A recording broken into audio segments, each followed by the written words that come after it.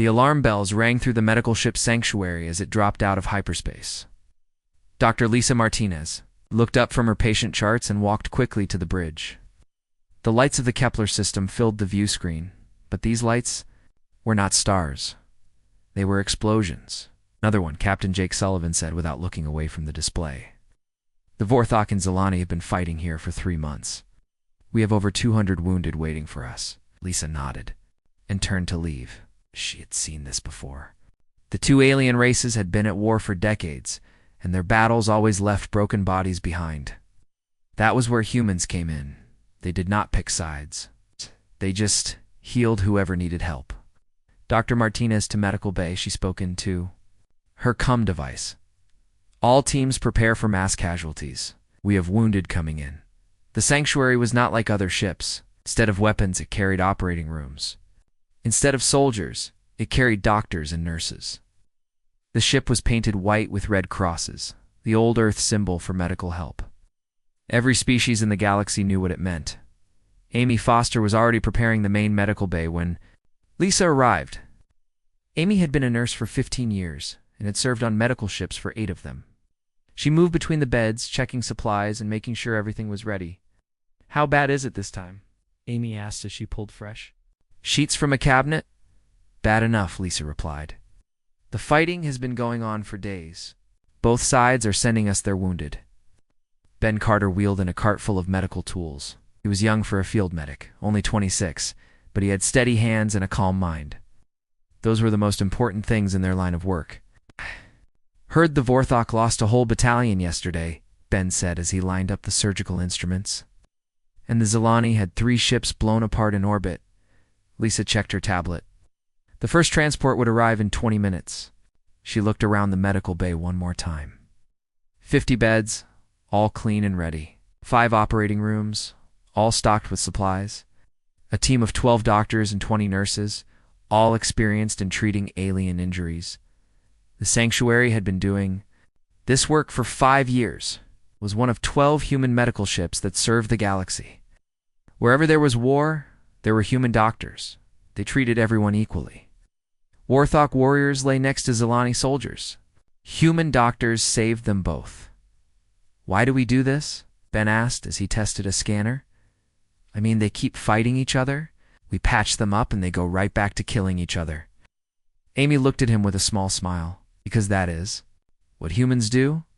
We heal. It does not matter if they learn from it or not. We still try to help." Captain Sullivan's voice came over the ship's speakers. "First transport incoming. Medical teams 2 stations." Lisa put on her surgical gloves and checked her tools one more time. Through the medical bay windows, she could see the first shuttle approaching. It was a Zelani transport, marked with the blue and silver colors of their coalition. The shuttle looked damaged, with scorch marks on its hull. The transport docked with a soft bump. The airlock opened, and wounded Zelani soldiers began floating into the medical bay on stretchers. Lisa quickly looked at each patient, deciding who needed help first. This was called triage, and it was one of the hardest parts of her job. The first patient was a young Zelani female, with burns on her arms and chest. Lisa pointed to bed 3. The second was an older male with a head injury. He went to operating room 1. The third was barely breathing. Lisa called for Ben to bring the emergency cart.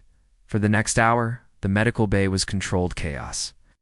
Doctors worked quickly, but carefully. Nurses moved between beds, checking vital signs and giving medicine. The sounds of medical equipment mixed with the quiet voices of the staff. Lisa was working on a Zelani with internal bleeding when the second transport arrived. This one was Vorthok, painted in their dark red and black colors. More wounded came aboard, and the human medical team treated them just like they had treated the Zelani. Amy found herself working on a Vorthok soldier who had lost his left arm. The alien looked at her with surprise. "You are human," he said in broken English. "Why do you help me?" "My people and yours are not allies." Amy continued, cleaning his wound as she spoke. "We do not choose sides in your war. We just help people who are hurt." The Vorthok was quiet for a moment. "Your people are strange. You could have great power in this galaxy, but you choose to heal instead of fight. Maybe that is what makes us powerful, Amy replied as she prepared a bandage. By the end of the day, Sanctuary had treated 143 patients. 67 were Zilani, 76 were Vorthok. Lisa had performed 8 surgeries. Amy had treated dozens of wounded. And Ben had not stopped moving for 12 hours. Captain Sullivan found Lisa in her office, reviewing the day's reports. She looked tired, but satisfied. Another day, another group of lives saved. "Good work today, Doctor," Sullivan said as he sat down across from her desk. "Command says the fighting might slow down soon. Maybe we can get some rest." Lisa looked out her office window at the stars. Somewhere out there, more battles were happening. More people were getting hurt. When they did, the humans would be there to help them. "Jake," she said quietly, "do you ever wonder what would happen if someone attacked us? I mean, what if they decided to target the medical ships?" Sullivan was quiet for a long moment. "The Galactic Medical Accords protect us.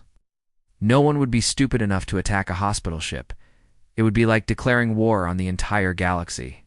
Lisa nodded, but something in her mind felt uneasy.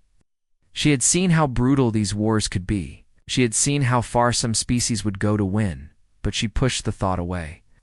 Tomorrow, there would be more wounded to treat, and that was what mattered. The Sanctuary continued its quiet orbit around Kepler, for its white hull glowing softly in the starlight. Inside, human doctors worked through the night, saving lives and asking for nothing in return. It was what they did. It was what they had always done. It was what they would always do until someone was foolish enough to stop them.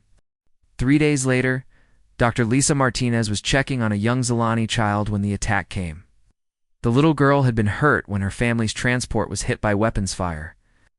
She was only 7 years old, with large purple eyes that reminded Lisa of her own daughter back on Earth. "Will I be okay?" the child asked in the simple English that most aliens learned for talking to human doctors. "You will be fine," Lisa said with a smile, adjusting the child's bandages. "In a few days, you can go home to your parents." The Sanctuary was in its usual position between the two fleets, marked clearly as a medical vessel. Ow. Both sides knew where. It was both sides respected the ancient laws that protected hospital ships, or so everyone thought. Captain Jake Sullivan was on the bridge, drinking his morning coffee and reading reports from the other medical ships in the area. The war was getting worse, but that just meant more work for his crew. He was proud of his people. In 3 days, they had saved over 400 lives. Amy Foster was teaching Ben Carter how to treat a new kind of Vorthok injury when the first alarm went off. It was not the medical alarm they were used to. This was the ship's battle alarm, something that had never sounded on the Sanctuary before. "Captain, to all stations," Sullivan's voice came over the speakers, but there was something wrong with his tone. "We have a Vorthok battle cruiser approaching at high speed." "They're not responding to our signals." Lisa looked up from her patient. Vorthok ships had come near them before, but they always kept their distance. The medical ships were neutral territory. Everyone knew that Ben stopped what he was doing and moved to the window. A massive Vorthok warship was growing larger in the distance. Its weapon ports were open. "They would not dare," Amy said, but her voice was not certain. On the bridge, Sullivan tried again to contact the Vorthok ship. "This is Captain Jake Sullivan of the Terran Medical Vessel Sanctuary. We are a hospital ship protected by Galactic Medical Accords. Please respond." Nothing came back but silence. The Vorthok battlecruiser was now close enough that they could see. It's a dark hull and the symbols painted on its sides. It was the Deathbringer, commanded by War Captain Vex, one of the most aggressive officers in the Vorthok fleet. All medical staff. "This is not a drill," Sullivan announced. "Prepare for possible evacuation. Move critical patients to the escape pods." Lisa felt her heart start beating faster. This could not be happening. No one attacked medical ships. It was unthinkable. It was against every law and custom in the galaxy. She looked down at the Zilani child, who was watching her with scared eyes. "What is happening?" the little girl asked. "Nothing to worry about," Lisa lied, trying to keep her voice calm. "Just a drill." But even as she spoke, she was moving toward the emergency supplies. If they had to evacuate, the child would need a portable life support unit. On the bridge, Sullivan watched the Vorthok ship get closer. Its weapons were now clearly aimed at the sanctuary. He opened a channel to send a message to Terra Command, something he hoped he would never have to do. "This is Captain Sullivan aboard the sanctuary. We're being threatened by a Vorthok battle. Cruiser, if anything happens to us, remember that we died doing our duty. We died helping people who needed help." The Vorthok ship was now less than 1,000 meters away. Sullivan could see movement on its bridge through the viewports. He tried one more time to make contact. "Vorthok vessel, this is a medical ship. We have wounded of your own people aboard. Please respond." For a moment it seemed like the Vorthok ship might turn away. Then the first energy beam hit the sanctuary's medical bay. The explosion threw Lisa to the floor. Emergency lights came on as the main power failed. The wounded cried out in fear and pain. Through the smoke, Lisa could see that half of the medical bay was gone. Amy was trapped under a fallen beam. Ben was trying to get to her, but debris blocked his path. The Zilani child was crying, reaching out for Lisa with small purple hands. "Lisa," Amy called out, "the children! Get the children!" More weapon fire hit the ship. The sanctuary was not built to take this kind of damage. It was a hospital, not a warship. Its shields were meant to protect against space debris, not military-grade weapons. Lisa grabbed the Zilani child and ran toward the escape pods. Behind her, she could hear Ben trying to free Amy from the wreckage. More explosions shook the ship. The lights went out completely. Captain Sullivan's voice came over the emergency speakers one last time. "This is Sullivan. They have fired on a medical vessel. They have broken every law of war. Send word to Earth. Tell them what happened here. Tell them the Vorthok struck our healers." Lisa reached the escape pod bay with the child in her arms. Other survivors were already there, loading wounded patients into the small ships. She put the little girl into a pod and made sure her life support was working. "I have to go back," she told Ben, who had reached the pods with 2 other patients. "Amy is still trapped." "The ship is breaking apart," Ben said, grabbing her arm. "You cannot save everyone." "Have to try," Lisa said, pulling away from him. "That is what we do." She ran back toward the medical bay, but another explosion blocked her path. The corridor was filled with twisted metal and sparking wires. Through the smoke, she could see Amy trapped in the wreckage, no longer moving. The sanctuary was dying around her. Lisa made her way back to the escape pods, tears streaming down her face. She'd been a doctor for 15 years. Thousands of lives. But she could not save Amy. She could not save her friend. The last escape pod launched just as the sanctuary's reactor exploded. Lisa watched through the small window as the ship that had been her home for 5 years broke apart. Pieces of white hull with red crosses floated away into space. The Vorthok battlecruiser turned and left without picking up any survivors. They had done what they came to do. They had destroyed a hospital ship and everyone aboard it in the escape pod. Lisa held the Zilani child close and tried to stop crying. Around them, the other survivors sat in shocked silence. They had all lost friends. They had all lost their purpose. "Why did they do it?" the little girl asked in her small voice. Lisa did not have an answer. She did not understand how anyone could attack people who were trying to help. She did not understand how the Vorthok could be so cruel. But as the rescue ships arrived to pick them up, Lisa knew one thing for certain. The galaxy had just made a terrible mistake. They had attacked humanity's healers. And when word of this reached Earth, the humans would not be healers anymore. They would be something much more dangerous. The news of the sanctuary's destruction spread across human space faster than light. On Earth, in the halls of Terra Command, Admiral Kate Johnson read the report with growing horror. For the first time in human history, someone had attacked their medical personnel. Someone had struck their healers. Now they would face the Reapers. The message went out across all human space at exactly 0800 Terran Standard Time. Every human medical ship, every human doctor, every human nurse working in alien space received the same 3 words: "Come home now." Dr. Kevin Murphy was treating a wounded Vorthok soldier on the medical station above Rigel Prime when his communicator buzzed. He read the message twice before he understood what it meant.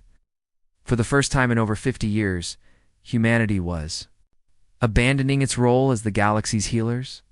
"What does this mean?" asked Nurse Carol Davis, who was working beside him. She had spent 10 years treating alien patients and had never seen anything like this recall order.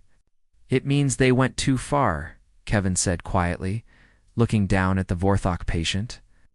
The alien warrior had lost both legs in a mining accident and would die without human medical technology. Someone finally went too far, Admiral. Kate Johnson stood before the emergency council with tears in her eyes. She had known Lisa Martinez personally. They had served together on the medical ship Hope 15 years ago, back when Kate was just a young officer learning how to protect hospital ships. "The sanctuary was destroyed 6 hours ago," she told the council members.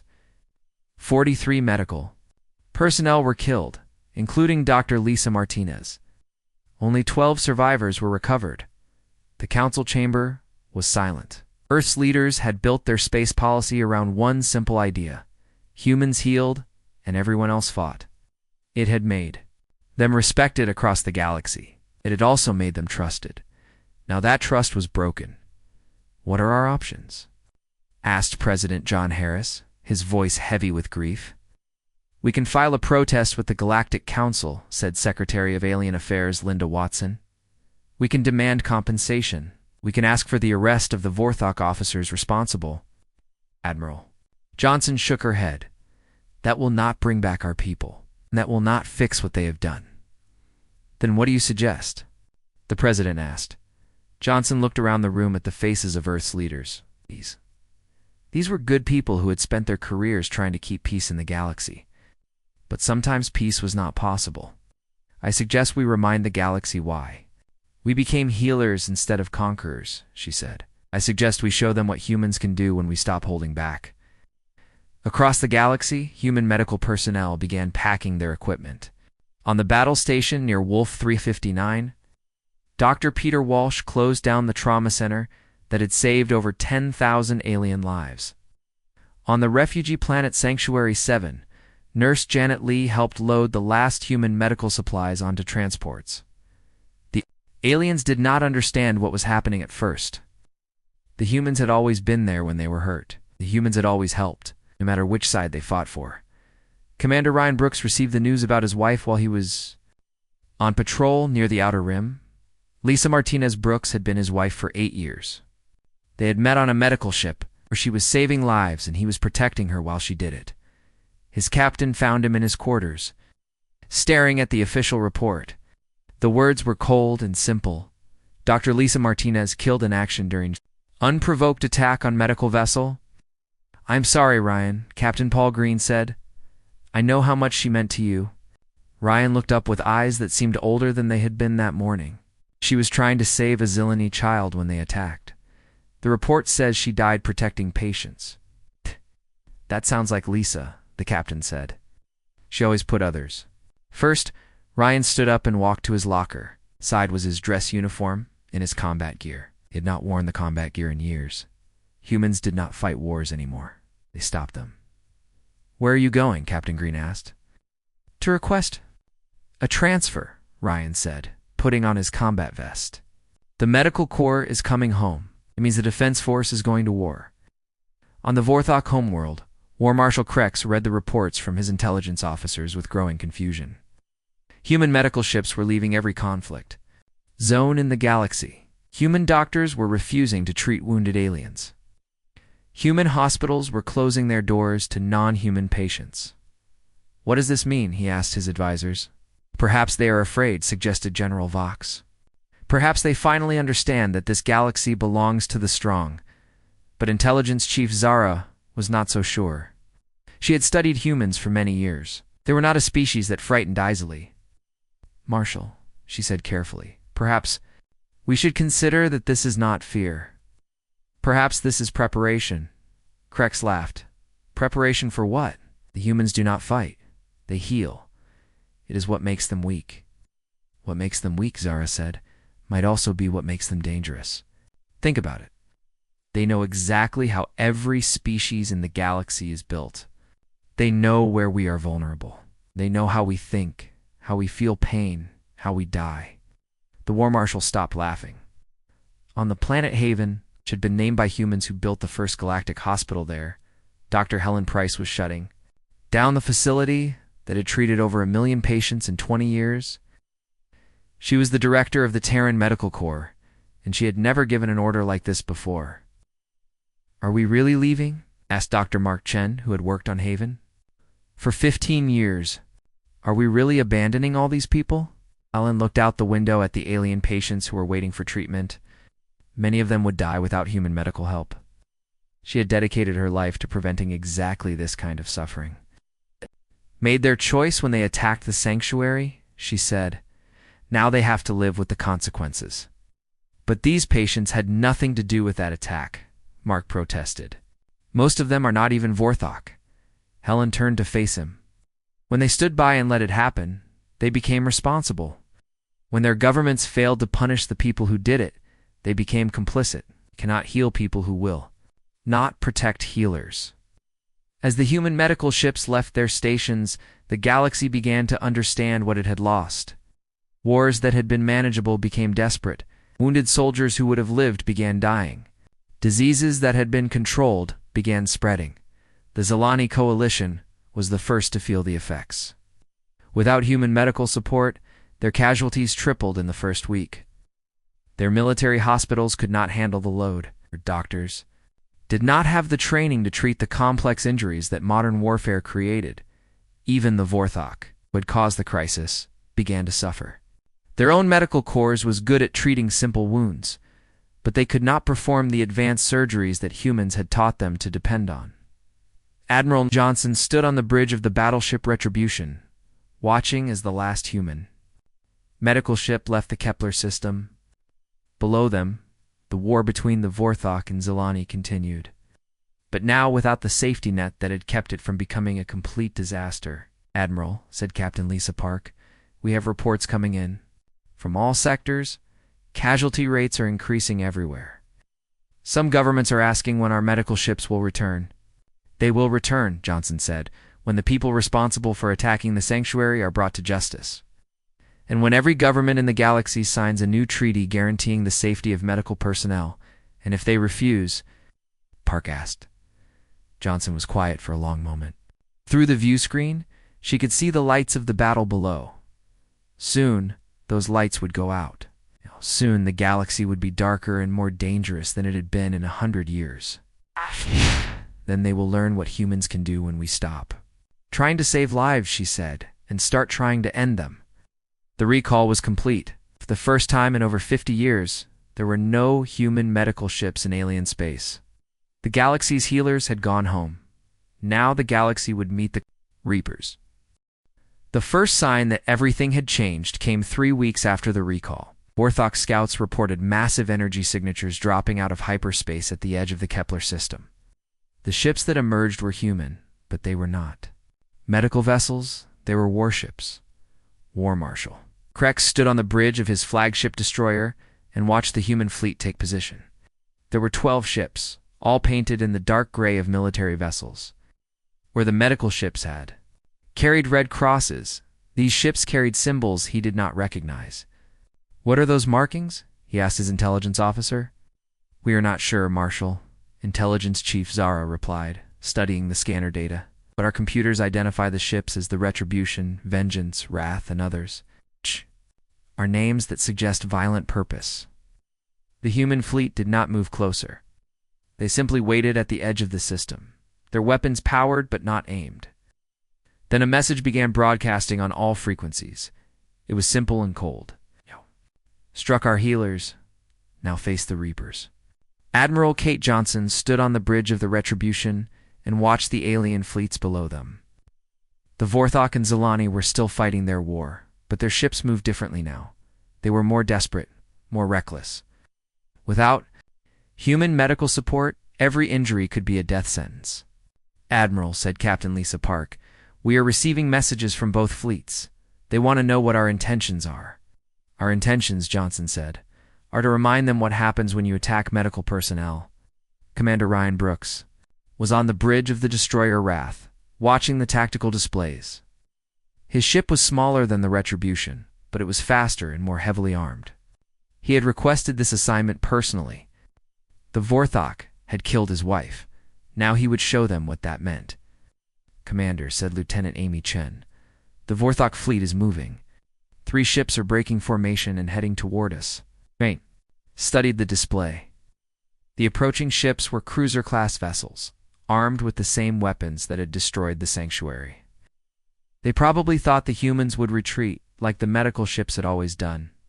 They were wrong. "All ships," Ryan said into his communicator, "weapons free. Target their engines and weapon systems. We're not here to destroy them. We are here to teach them." The first Vorthok ship opened fire when it was still 1,000 kilometers away. Its energy beams struck the Wrath's shields and scattered harmlessly. The human ship did not even slow down. Ryan had spent 15 years protecting medical ships. He knew how to avoid enemy fire and how to position his ship for the best defense. But now he was not defending. Now he was attacking. "Target their main engine," he ordered. "Surgical strike." The Wrath's main gun fired once. The energy beam struck the Vorthok cruiser exactly where its engine connected to the main hull. The explosion disabled the ship without destroying it. The cruiser drifted helplessly, its crew alive but powerless. "How did they do that?" asked War Marshal Crix, watching from his flagship. "The same way their doctors perform surgery? Intelligence," Chief Zara said quietly. "They know exactly where to cut." The second Vorthok ship tried to ram the human destroyer, but Ryan had been expecting that. Human pilots had spent decades learning how alien ships moved, how their crews thought, how they reacted to pressure. It was knowledge gained from treating their wounded and learning their culture. Now that knowledge was being used for war. The Wrath spun away from the ramming attack and fired again. This time, the beam hit the Vorthok ship's weapon systems, turning a deadly warship into floating scrap. Metal. The crew was alive. But they could not fight.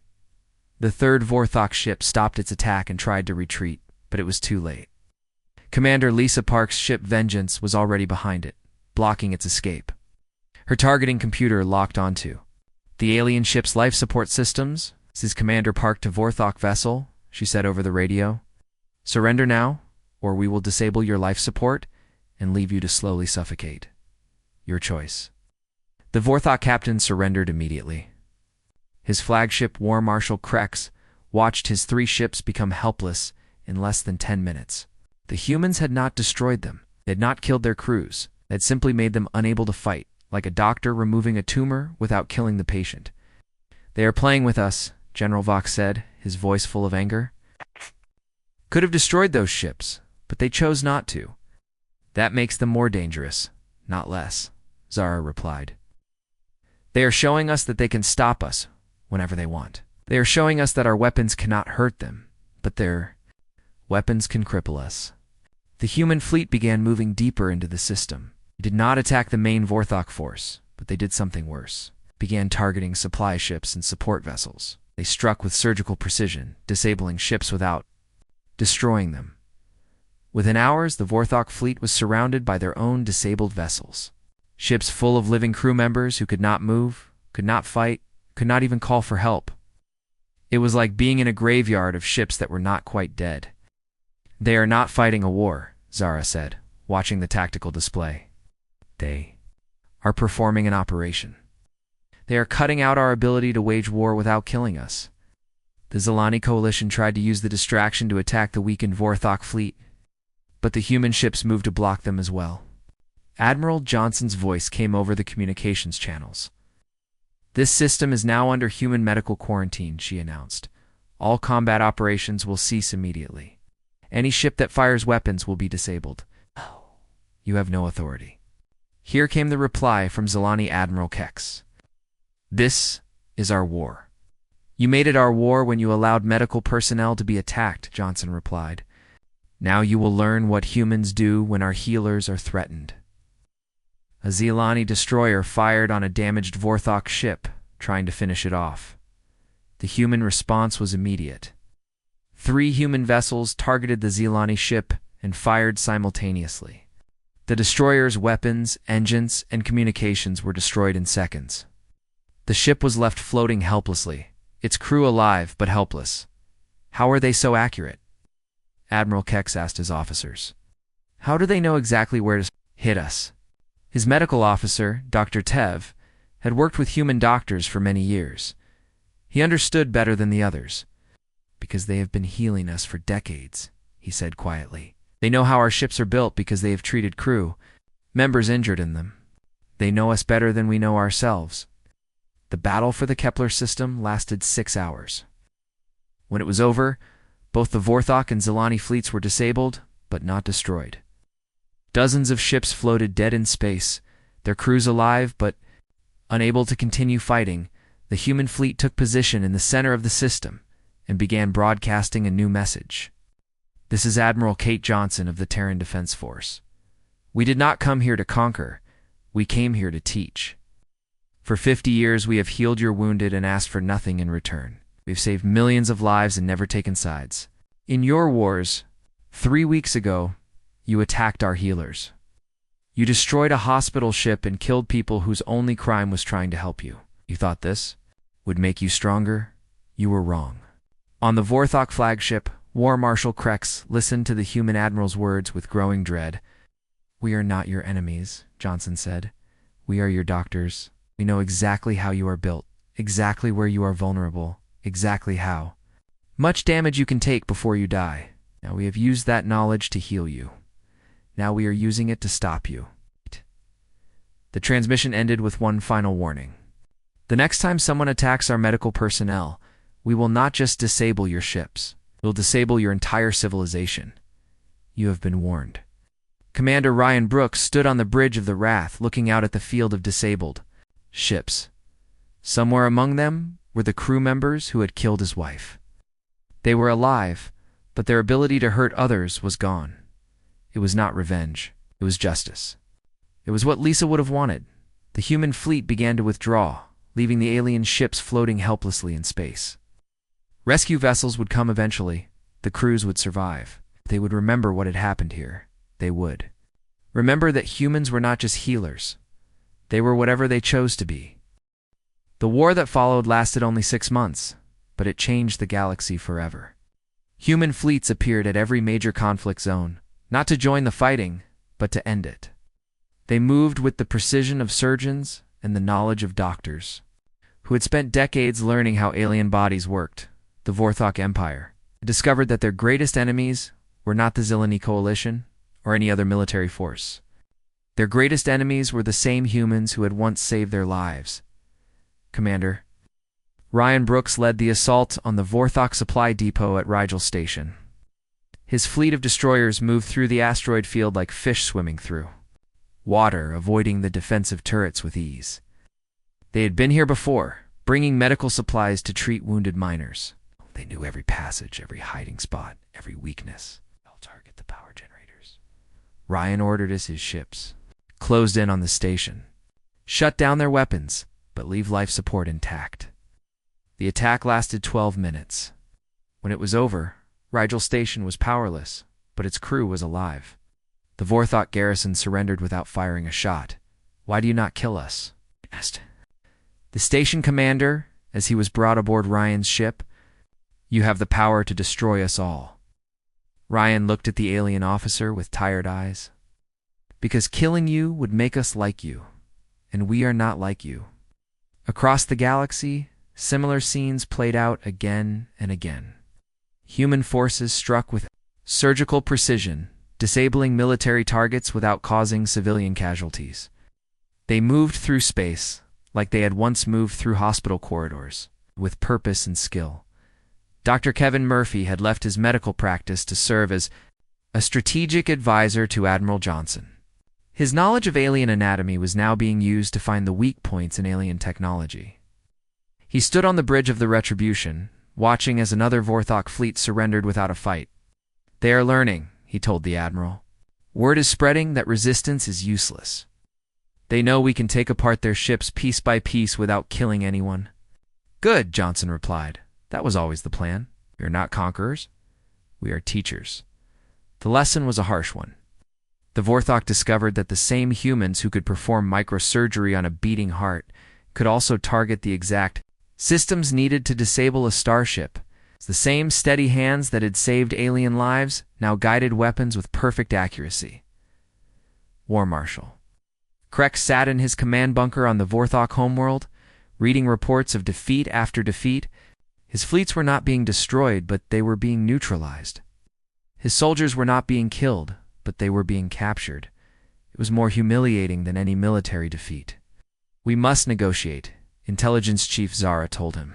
"We cannot win this war. The humans know us too well," Krex replied. "The Vorthok Empire does not surrender to healers." "They are not healers anymore," Zara said quietly. "They are whatever they choose to be. And right now they choose to be our masters." The end came sooner than anyone expected. A human fleet appeared in orbit above the Vorthok homeworld, led by Admiral Johnson herself. They did not attack the planet. They simply waited, their weapons aimed at every military installation on the surface. "This is Admiral Johnson to the Vorthok government." Her voice came over all planetary communications. "You have 48 hours to surrender unconditionally and turn over the officers responsible for attacking the sanctuary. If you refuse, we will disable every military installation on your planet and leave you defenseless against your enemies." War Marshal Krex looked up at the human ships through his bunker's viewports. They were so small compared to his massive planetary defenses, but he knew it did not matter.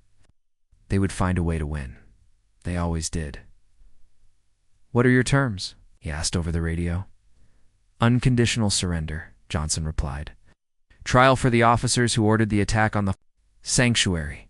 Reparations to the families of the medical personnel who were killed, and a new treaty guaranteeing the safety of all medical personnel in this galaxy." Krex was quiet for a long moment. Around him, his advisors waited for his decision. Outside, his people went about their daily lives, unaware that their empire was about to end. "And if we agree to these terms," he asked, "then we will return to our role as healers," Johnson said. "We will rebuild your hospitals and treat your wounded. We will help you become better than you were." The surrender ceremony took place on the neutral space station Hope's Rest, named after the first human medical ship. War Marshal Krex signed the documents with hands that shook with rage and humiliation. Beside him stood the officers who had ordered the attack on the sanctuary, now prisoners waiting for trial. Dr. Kevin Murphy was there to witness the signing. He had been one of the survivors of the sanctuary, and he wanted to see justice done. As Krex signed his name, Kevin thought about Dr. Lisa Martinez and all the other medical personnel who had died that day. "It is finished," Admiral Johnson said. As the last signature was added to the surrender documents, "The war is over." But Krex looked up at her with hatred in his eyes. "You think you have one?" he said. "But you have lost something more important than any battle. You've lost your innocence. You are no longer the healers you once were." Johnson nodded slowly. "You are right. We have changed. We had to change, because the galaxy forced us to. But we will not let that change destroy what we are meant to be." The trials that followed were brief but fair.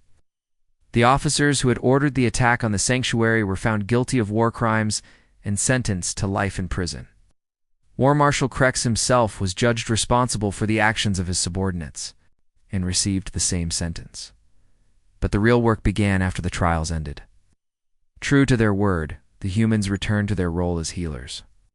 New medical ships were built to replace those that had been destroyed. New hospitals were opened on worlds that had suffered during the war. Commander Ryan Brooks requested a transfer back to medical ship protection duty. He could not be a doctor like his wife had been, but he could protect those who carried on her work. He was assigned to the new hospital ship Sanctuary 2, commanded by Captain Sarah Sullivan, daughter of the Jake Sullivan, who had died on the original Sanctuary. Sarah asked Ryan as they watched alien patients being brought aboard their ship, "Do you think someone else will attack medical personnel?" Ryan looked out at the stars, thinking about Lisa and all the others who had died simply for trying to help people. "Maybe," he said, "but if they do, they know what will happen. They know that we are not just healers anymore." Dr. Helen Price stood in the main medical bay of the new hospital ship Hope, watching her staff treat a group of Vorthok refugees. The aliens had been injured in a mining accident, and they looked at the human doctors with a mixture of gratitude and fear. "Why do you help us?" asked one of the patients, a young Vorthok female. "Asked, after what our people did to you, why do you still heal us?" Helen smiled and adjusted the alien's bandages. "Because that is what we do. That is what we have always done. We heal people who need healing." "But you could destroy us now," the patient said. "Everyone knows that humans are the strongest military force in the galaxy." "Strength is not about how much damage you can do," Helen replied. "Real strength is about how much good you can do, even when people hurt you." The new treaties were signed with great ceremony on Earth. Every major government in the galaxy agreed to the Sanctuary Accords, which made attacks on medical personnel equivalent to acts of war against humanity itself. Humans had made their point clear. They would return to healing now, but they would never again be defenseless. Admiral Johnson stood before the Galactic Council 1 year after the Sanctuary's destruction. The Great Chamber was filled with representatives from hundreds of worlds, all of them aware that the balance of power in the galaxy had changed forever. "We did not want this war," she told the assembled delegates. "We did not want to become the galaxy's police force. We wanted to heal and to help, as we always have. But you forced us to choose between our mission and our people." She looked around the chamber at the faces of aliens who had once taken human medical care for granted. "We chose our people," she continued. "We will always choose our people. But we also choose to continue healing, because that is who we are. We are doctors and nurses and medics who happen to be very good at war. We hope you never force us to choose again." Galaxy learned to live with the new reality. Human medical ships returned to conflict zones, but now they were escorted by warships. Human doctors treated alien patients, but those patients knew that any threat to medical personnel would bring swift and terrible retribution. Children across the galaxy learned new lessons in their schools. They learned that humans were healers first, but they could be warriors when they needed to be. They learned that the same hands that could save a life could also end a war. Most importantly, they learned that mercy was not weakness. It was a choice that could be taken away. Dr. Lisa Martinez was buried on Earth with full military honors, alongside the other medical personnel who died on the Sanctuary. Her grave marker bore a simple inscription: "She healed until the end."